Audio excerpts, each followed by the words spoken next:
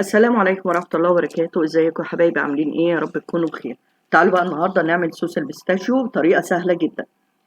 معايا هنا كوباية من السوداني، ومعايا كوباية من الحليب، وكوباية سكر ولون اخضر، وكوباية الا ربع زيت، بس لازم يكون زيت طبعا نضيف، ومعايا معلقتين لبن بودر.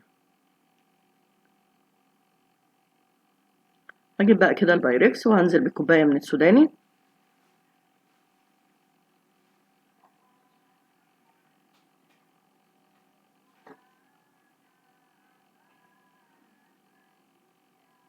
اللي بقى نجيبه غالي بقى من بره وبتاع، لا واحنا ممكن نعمله في البيت. هنحط بقى ايه نقطة كده على الزيت، وهنحطها على السوداني ونقلبهم، وهنزل بالكوباية من الحليب وكوباية السكر، وبعدين معلقتين اللبن البودر، وعليهم شوية فستق. لو ما عندكيش الفستق دول ممكن تروحي العطار هاتي اللون الايه ريحة الفستق. نضربهم بقى كده حلو في الكبة.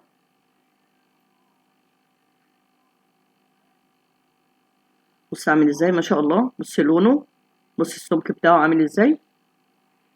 يلا بسرعة بقى جربيه كده وقولي لي ايه رأيك. اتمنى